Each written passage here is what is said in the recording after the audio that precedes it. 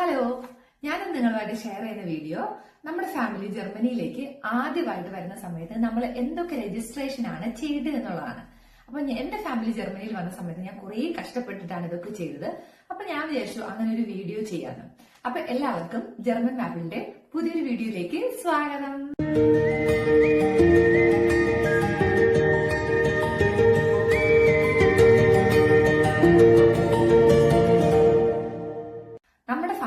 ജർമ്മനിയിലേക്ക് വന്ന സമയത്ത് നമ്മൾ ആദ്യമായിട്ട് ചെയ്യാനുള്ള കാര്യം എന്ന് വെച്ചിട്ടുണ്ടെങ്കിൽ അഡ്രസ് രജിസ്ട്രേഷൻ അല്ലെങ്കിൽ റാത്തൗസ് അൺമെൽഡിംഗ് ആണ്.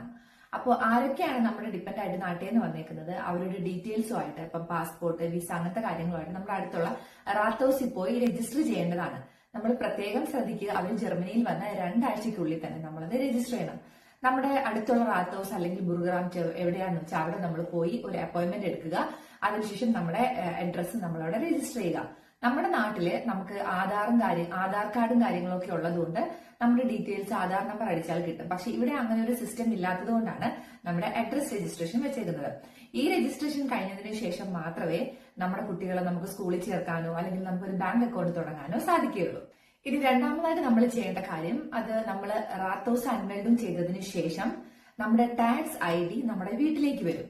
അപ്പൊ നമുക്കറിയാം ജർമ്മനിയിൽ നമ്മൾ 14 മുതൽ 40% വരെ നമ്മൾ ടാക്സ് അടയ്ക്കണമെന്നുള്ളത്. അപ്പൊ ഈ ടാക്സ് അടയ്ക്കാൻ വേണ്ടിയിട്ടാണ് ഉള്ളതാണ് നമ്മുടെ ഈ നമ്പർ. അപ്പൊ ഈ നമ്പർ നമ്മൾ സൂക്ഷിച്ചു വെക്കണം. നമ്മുടെ വീട്ടിൽ എത്ര പേരുണ്ടോ അത്രയും പേർക്കും സെപ്പറേറ്റ് ആയിട്ടായിരിക്കും ടാക്സ് നമ്പർ. സോ അത് മോസ്റ്റ് ഇമ്പോർട്ടന്റ് ആയിട്ടുള്ള കാര്യമാണ്. അതിനുശേഷം നമ്മൾ ചെയ്യാനുള്ളതാണ് ഒരു ബാങ്ക് അക്കൗണ്ട് സ്റ്റാർട്ട് ചെയ്യുക എന്നുള്ളത്. അപ്പോ ഇവിടെ Deutsche bank, post bank, commerce bank, Sparkasse അങ്ങനെ കുറേയധികം ബാങ്കുകളുണ്ട്. അപ്പൊ എവിടെയെന്ന് വെച്ചാൽ നമ്മൾ പോയി ഒരു അപ്പോയിന്റ്മെന്റ് എടുത്തതിന് ശേഷം നമ്മളൊരു ബാങ്ക് അക്കൗണ്ട് ഓപ്പൺ ചെയ്യുക. സോ ബാങ്ക് അക്കൗണ്ട് മാൻഡറ്ററി ആണ്, ബിക്കോസ് നമ്മുടെ സാലറി ഒക്കെ വരുന്നത് ഈ അക്കൗണ്ട് ത്രൂ ആണ്. അപ്പൊ നമ്മുടെ കുട്ടികൾക്ക് നമ്മൾ മസ്റ്റ് ആയിട്ട് എടുക്കണമെന്നില്ല.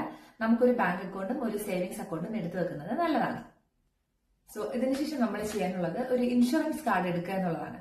ഓൾറെഡി നമ്മുടെ ഫാമിലിയിലുള്ള ആളിന്റെ കയ്യിൽ നമുക്ക് ഹെൽത്ത് ഇൻഷുറൻസ് ഉണ്ടാവും.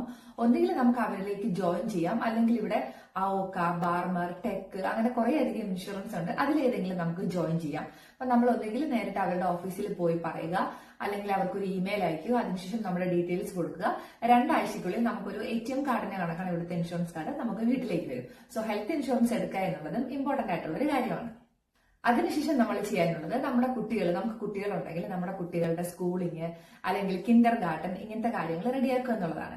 അപ്പൊ നമുക്ക് നാട്ടിലത്തെ പോലെ ഇഷ്ടമുള്ള സ്കൂളിൽ ഇപ്പം CBSE സ്കൂൾ അല്ലെങ്കിൽ ഇന്റർനാഷണൽ സ്കൂൾ അങ്ങനെയൊന്നും നമുക്ക് ഇവിടെ കൊണ്ടുപോയി ചേർക്കാൻ പറ്റത്തില്ല.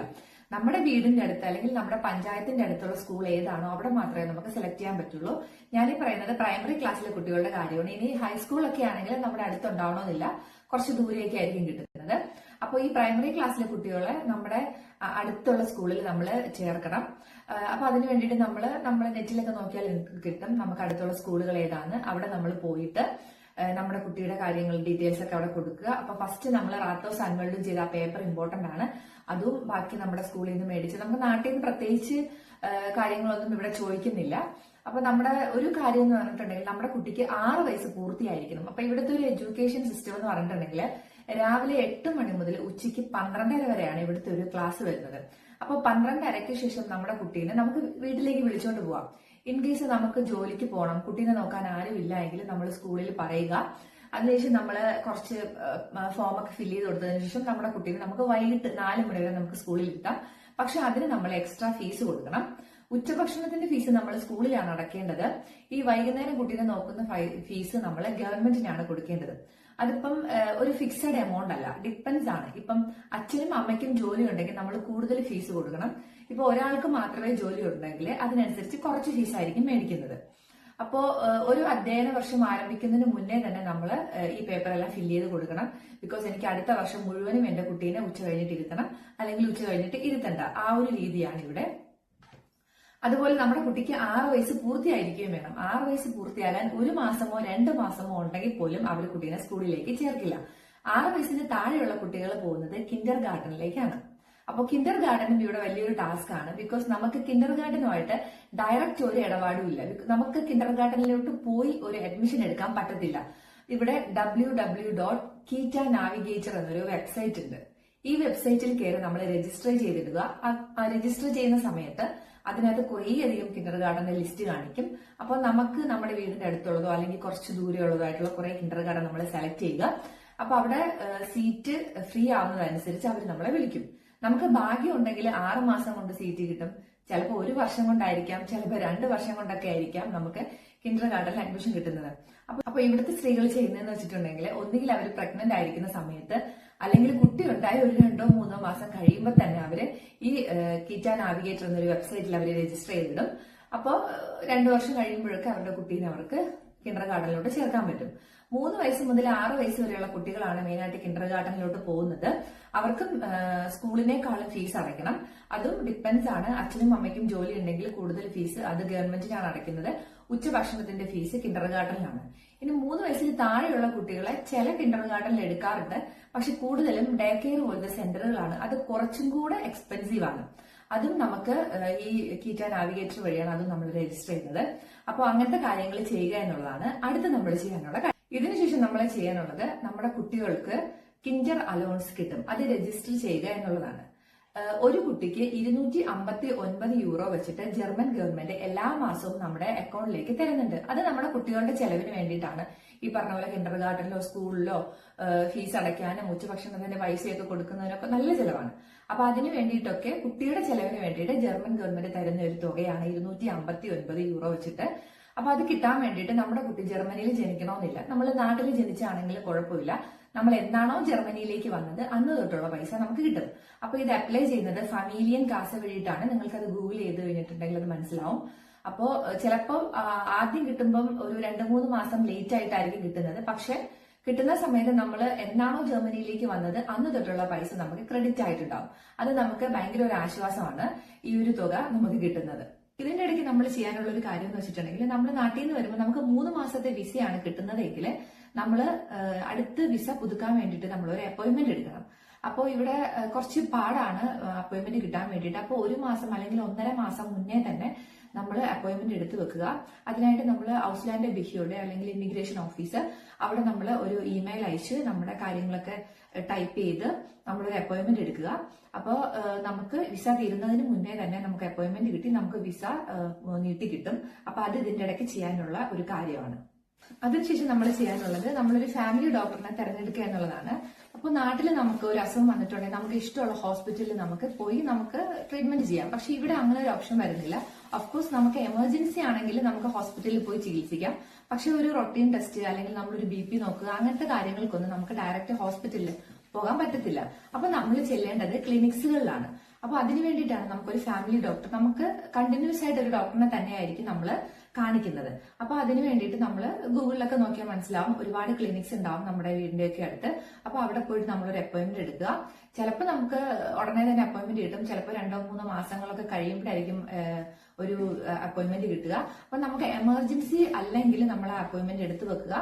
അതിനുശേഷം നമ്മൾ അവിടെ പോയി നമ്മുടെ ഹെൽത്ത് ഇൻഷുറൻസ് കാർഡ് നമ്മൾ എപ്പോഴും കയ്യിലുണ്ടായിരിക്കണം. ഡോക്ടറിന്റെ അടുത്ത് പോകുമ്പോൾ അവിടെ പോയി നമ്മുടെ ടെസ്റ്റുകളോ ബ്ലഡ് ടെസ്റ്റോ നമ്മുടെ ബാക്കി കാര്യങ്ങളോ നമുക്ക് എന്താണോ വേണ്ടത് അതൊക്കെ നമുക്ക് ടെസ്റ്റ് ചെയ്യാം. അപ്പൊ അതിനൊന്നും നമ്മൾ കാശ് കൊടുക്കേണ്ടതില്ല. ഇൻ കേസ് നമുക്ക് സ്കിന്നുമായിട്ട് അല്ലെങ്കിൽ കോസ്മെറ്റിക് റിലേറ്റഡ് ആയിട്ടുള്ള എന്തെങ്കിലും പ്രോബ്ലം ഒക്കെ ആണെങ്കിൽ നമ്മൾ അതിന് തീർച്ചയായിട്ടും കാശ് കൊടുക്കണം. ബാക്കി നമുക്ക് നോർമൽ ടെസ്റ്റുകൾക്കൊന്നും നമ്മൾ കാശ് കൊടുക്കേണ്ട കാര്യമില്ല. അതുപോലെ തന്നെ ഇമ്പോർട്ടന്റ് ആണ് നമ്മുടെ കുട്ടികൾക്ക് ഒരു പീഡിയാട്രിഷ്യനെ തെരഞ്ഞെടുക്കുക എന്നുള്ള കാര്യം. അപ്പോൾ നമ്മൾ നാട്ടിൽ നിന്ന് വരുന്ന സമയത്ത് നമ്മുടെ കുട്ടിയുടെ വാക്സിൻ കാർഡ് കൂടെ മേടിച്ചുകൊണ്ടാണ് വരേണ്ടത്. അപ്പോ പല വാക്സിനും ഇന്റർനാഷണൽ ലെവലുള്ളതല്ല. ഇപ്പോ ഓരോ രാജ്യത്തിന്റെയും കാലാവസ്ഥയ്ക്ക് അനുസരിച്ച് പല വാക്സിനും വ്യത്യാസമുണ്ട്. അപ്പം ഇവിടെ തണുപ്പ് കൂടുതലായതുകൊണ്ട് ഇവിടെ എടുക്കുന്ന പല വാക്സിനും നമ്മുടെ നാട്ടിൽ എടുക്കണമെന്നില്ല. നമ്മുടെ നാട്ടിലെ വാക്സിൻ ഇവിടെയും കിട്ടണമെന്നില്ല. അപ്പൊ അതുകൊണ്ട് തന്നെ നമ്മുടെ കുട്ടി ഇതുവരെ ഏതൊക്കെ വാക്സിനാണ് ചെയ്തേക്കുന്നത് എന്നുള്ള ഒരു ഡീറ്റെയിൽസ് നമ്മുടെ ഇവിടുത്തെ പീഡിയാട്രിഷ്യന്റെ കയ്യിൽ കാണിക്കുക. അതിനുശേഷം ഇനി നമ്മുടെ കുട്ടിക്ക് എന്തൊക്കെയാണ് ആവശ്യമുള്ളത് എന്നുള്ളൊരു ഡീറ്റെയിൽസ് നമ്മുടെ ഡോക്ടർ നമുക്ക് തരും. അതനുസരിച്ച് നമുക്ക് ഫോളോ അപ്പ് ചെയ്യാം. അപ്പൊ അതിന് വേണ്ടിയിട്ട് നമ്മളൊരു പീഡിയാട്രിഷ്യനെ കണ്ടുപിടിക്കുക എന്നുള്ളത് മസ്റ്റ് ആയിട്ടുള്ള ഒരു കാര്യമാണ്. ഇനിയിപ്പോ നമ്മൾ ചെയ്യാനുള്ളത് നമ്മുടെ വൈഫൈ, ഇന്റർനെറ്റ്, ട്രാൻസ്പോർട്ടേഷൻ അങ്ങനത്തെ കാര്യങ്ങൾ ശരിയാക്കുക എന്നുള്ളതാണ്. അപ്പോൾ നമുക്കിവിടെ ടെലികോം, നെറ്റ്കൊളോഗൻ, വോഡഫോൺ അങ്ങനത്തെ കുറെ വൈഫൈ സിസ്റ്റം ഉണ്ട്. അപ്പൊ ഇതിൽ ഏത് വേണമെങ്കിലും നമുക്ക് സെലക്ട് ചെയ്യാം. എന്നിട്ട് നമുക്ക് ഒന്നുകിൽ അതിന്റെ തന്നെ ഒരു സിം കാർഡ് എടുക്കാം, അല്ലെങ്കിൽ ലോക്കൽ ആയിട്ടുള്ള ആൽഡി, ലിഡിൽ പോലത്തെ സിം കാർഡുകളുണ്ട്. അതിലേതെങ്കിലും നമുക്ക് ചൂസ് ചെയ്യാം. എന്നിട്ട് നമ്മളൊരു ടെലിഫോൺ നമ്പറും സൂക്ഷിക്കാം. പിന്നെ നമ്മൾ ചെയ്യാനുള്ളത് ട്രാൻസ്പോർട്ടേഷൻ ആണ്. അപ്പോൾ ട്രാൻസ്പോർട്ടേഷൻ നമുക്ക് തുടക്കത്തിൽ വരുന്ന സമയത്ത് നമുക്ക് ഭയങ്കര ബുദ്ധിമുട്ടായിരിക്കും. കാരണം നമുക്ക് കാറൊന്നും ഇല്ലാത്തതുകൊണ്ട് തന്നെ നമ്മൾ എല്ലായ്പ്പോഴും പബ്ലിക് ട്രാൻസ്പോർട്ട് ആയിരിക്കും ആശ്രയിക്കുന്നത്. അപ്പൊ അതിന് വേണ്ടിയിട്ട് നമുക്ക് പറ്റിയൊരു ടിക്കറ്റ് ആണ് ഡോഷ്ലാൻഡ് ടിക്കറ്റ്. 63 യൂറോയാണ് അതിന്റെ വില വരുന്നത്. അപ്പോ എന്താ പറയാ, നമുക്ക് ആ ടിക്കറ്റ് കൊണ്ട് ജർമ്മനിയിൽ എവിടെ വേണമെങ്കിലും നമുക്ക് ട്രാവൽ ചെയ്യാൻ പറ്റും. പക്ഷെ IC പോലുള്ള സൂപ്പർ ഫാസ്റ്റ് ട്രെയിനിലൊന്നും നമുക്കത് ആ ടിക്കറ്റ് അക്സെപ്റ്റഡ് അല്ല. അപ്പോൾ നമുക്കിപ്പം ജോലിക്ക് പോകണമെങ്കിൽ അല്ലെങ്കിൽ നമ്മുടെ കുട്ടീനെ സ്കൂളിൽ ചേർക്കണോ, സ്കൂളിലൊക്കെ വിടണമെങ്കിൽ നമുക്ക് ഇതുപോലെ ടിക്കറ്റ് എടുത്ത് വെക്കുന്നത് നല്ലതാണ്. അല്ലെങ്കിൽ ഓരോ ദിവസവും ടിക്കറ്റ് എടുക്കുന്നത് ഭയങ്കര എക്സ്പെൻസ് ആണ്. അപ്പോൾ ടിക്കറ്റ് എടുക്കുക എന്നുള്ളതാണ് അടുത്തൊരു കാര്യം. ഇനി നമ്മൾ ചെയ്യാനുള്ള കാര്യം, ഇതൊരു മാൻഡേറ്ററി രജിസ്ട്രേഷൻ അല്ല, ഓപ്ഷണൽ ആണ്. നമുക്ക് താല്പര്യം ഉണ്ടെങ്കിൽ ചെയ്താൽ മതി. ജോബ് സെന്ററിൽ രജിസ്റ്റർ ചെയ്യുക എന്നുള്ളതാണ് ജോബ് സെന്റർ. ഇവിടെ അൺഎംപ്ലോയ്മെന്റ് ആയിട്ടുള്ള ഫാമിലി അല്ലെങ്കിൽ ലോ ഇൻകം കിട്ടുന്ന ഫാമിലിനെ സഹായിക്കാൻ വേണ്ടിയിട്ട് ജർമ്മൻ ഗവൺമെന്റ് നടത്തുന്ന ഒരു സെന്ററാണിത്.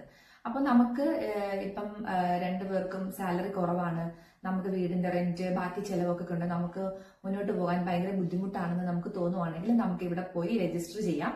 അപ്പൊ നമ്മൾ അവർ ചോദിക്കുന്ന ഡീറ്റെയിൽസ് ഒക്കെ കൊടുത്തതിന് ശേഷം നമ്മൾ ഇതിന് ഈ ആനുകൂല്യത്തിന് അർഹരാണെന്ന് അവർക്ക് തോന്നുവാണെങ്കിൽ നമുക്ക് മാസം ഒരു എമൗണ്ട് ഒരു 250 യൂറോ മുതൽ അവർ നമുക്ക് തരും. ചിലവർ ഇത് ഫിനാൻസിയറും അല്ലെങ്കിൽ EMI പോലെ തരുന്നതാണ്. അപ്പൊ ഇത് തന്നതിന് ശേഷം ചിലപ്പോൾ ഇൻ കേസ് നമുക്ക് ഒരു ജോലി നമ്മുടെ ഭാവിയിൽ നമുക്ക് ജോലി കിട്ടുന്ന സമയത്ത് ചിലപ്പോൾ നമ്മൾ തിരിച്ചടക്കേണ്ടി വരും. ചിലപ്പോൾ നമ്മൾക്ക് ഇത് ഫ്രീ ആയിട്ടായിരിക്കും കിട്ടുന്നത്. അത് നമ്മൾ അതിന്റെ ഡീറ്റെയിൽസ് അവിടെ പോയി ചോദിക്കണം അത് എങ്ങനെയാണ്.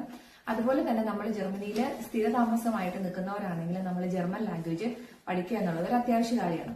അപ്പം നമ്മൾ നാട്ടിൽ നിന്ന് ലാംഗ്വേജ് പഠിച്ചിട്ട് വന്നാലും ചിലപ്പോൾ നമുക്ക് ഇവിടെ വരുമ്പോൾ അതിന് ബുദ്ധിമുട്ടുണ്ടാവും. അപ്പൊ നമ്മൾ ബാക്കി ലാംഗ്വേജ് കാര്യങ്ങളും ഇവിടെ നിന്ന് പഠിക്കുന്നതായിരിക്കും നല്ലത്. അപ്പൊ ലാംഗ്വേജ് പഠിക്കുക എന്നുള്ളത് കുറച്ച് എക്സ്പെൻസീവ് ആണ്. അപ്പൊ നമുക്ക് അത് പഠിക്കാൻ ബുദ്ധിമുട്ടാണ് അല്ലെങ്കിൽ നമുക്ക് ഫിനാൻഷ്യലി കുറച്ച് ബുദ്ധിമുട്ടാണ് എന്നുണ്ടെങ്കിൽ നമ്മൾ ഈ ജോബ് സെന്ററിൽ പോയി പറയുവാണെങ്കിൽ നമുക്ക് പഠിക്കാനുള്ള ആനുകൂല്യം അവർ നമുക്ക് തരും. അപ്പൊ നമുക്കത് ഫ്രീ ആയിട്ട് പഠിക്കാം. വൺസ് ഇതിന്റെ ഇടയ്ക്ക് നമുക്ക് സാലറി കൂടുതൽ കിട്ടുന്നു, നമുക്ക് ജോലി കിട്ടുവാണെങ്കിൽ നമ്മൾ ഈ കാശ് തിരിച്ചടക്കേണ്ടി വരും. അല്ലെങ്കിൽ അത് കംപ്ലീറ്റ് ഫ്രീ ആയിട്ടായിരിക്കും അവർ നമുക്ക് തരുന്നത്. ഇനി പറയുന്നത് രജിസ്ട്രേഷൻ അല്ല, കുറച്ച് നമ്മൾ അറിഞ്ഞിരിക്കേണ്ട കാര്യങ്ങളൊക്കെയാണ്. ഇവിടുത്തെ സൂപ്പർ മാർക്കറ്റുകൾ ഏതൊക്കെയാണ്? ഇപ്പം ആൽഡി, ലിഡിൽ പോലത്തെ ചെറിയ ചെറിയ സൂപ്പർ മാർക്കറ്റുകൾ ഇവിടെ ഉണ്ട്. അപ്പൊ അത് വലിപ്പത്തിലല്ല, വിലക്കുറവിലാണ്. അപ്പൊ നമ്മളെപ്പോലത്തെ സാധാരണക്കാർക്കൊക്കെ എപ്പോഴും സാധനം മേടിക്കാൻ പറ്റിയ സൂപ്പർ മാർക്കറ്റുകളാണിത്. ഇപ്പൊ ഒത്തിരി വലിയ സൂപ്പർ മാർക്കറ്റുകളും ഇവിടെ ഉണ്ട്. പിന്നെ എന്താ പറയാ, നമ്മൾ മലയാളീസ് ആണ്, നമ്മുടെ ഭക്ഷണം കഴിക്കാതിരിക്കാൻ നമുക്ക് പറ്റത്തില്ല. അപ്പൊ അതുകൊണ്ട് മലയാളി കട അല്ലെങ്കിൽ ഇന്ത്യൻ കട ഇവിടെ അടുത്തൊക്കെ ഉണ്ടെന്നൊക്കെ നമ്മൾ നോക്കി വെക്കുക. പിന്നെ നമ്മൾ താമസിക്കുന്നതിന്റെ അടുത്തോ അല്ലെങ്കിൽ കുറച്ച് ദൂരമൊക്കെ മലയാളീസ് ഒക്കെ ഉണ്ടോന്നൊക്കെ ഒന്ന് അന്വേഷിച്ച് വെക്കുക. എന്തെങ്കിലും സഹായമൊക്കെ വേണമെങ്കിൽ നമുക്ക് അവരോട് ചോദിക്കാം. അതുപോലെ കുറച്ച് എമർജൻസി നമ്പറുകളാണ്. 110 എന്നുള്ളത് ഇവിടുത്തെ പോലീസ് കൺട്രോൾ റൂം നമ്പറാണ്. അതുപോലെ 112 എന്നുള്ളത് ഇവിടുത്തെ ഫയർ അല്ലെങ്കിൽ മെഡിക്കൽ എമർജൻസി ആണ്. അപ്പൊ ഇവർ ഇംഗ്ലീഷ് സംസാരിക്കുമെങ്കിലും നമ്മൾ കുറച്ചൊക്കെ ജർമ്മൻ പഠിച്ചു വെക്കുന്നത് നല്ലതാണ്. ഇപ്പൊ നമ്മുടെ ലൈഫ് സേവിംഗ് ആയിട്ടുള്ള കുറച്ച് അത്യാവശ്യം ജർമ്മനെങ്കിലും നമ്മൾ പഠിച്ചു വെക്കുക. അപ്പോ എന്താ പറയാ, ഇതൊക്കെയാണ് ഇന്നത്തെ വീഡിയോയില് ഞാൻ നിങ്ങളായിട്ട് ഷെയർ ചെയ്യാൻ ഉദ്ദേശിച്ചത്. അപ്പൊ നിങ്ങൾക്ക് ഇൻഫോർമേറ്റീവ് ആയി തോന്നിയിട്ടുണ്ടെങ്കിൽ ജർമ്മനിയിലേക്ക് വരാനിരിക്കുന്നത് നിങ്ങളുടെ ഫാമിലിക്ക് കൂടെ അയച്ചു കൊടുക്കുക. അപ്പൊ നിങ്ങൾക്ക് ഇങ്ങനത്തെ വീഡിയോകൾ ഇഷ്ടമുള്ള ഒരാഴ്ച നിങ്ങൾ ലൈക്കും കമന്റും സബ്സ്ക്രൈബും അങ്ങനത്തെ കാര്യങ്ങളൊക്കെ ചെയ്തോളൂ. അപ്പൊ മറ്റൊരു വീഡിയോയിൽ വീണ്ടും കാണുന്നത് വരെ ബൈ.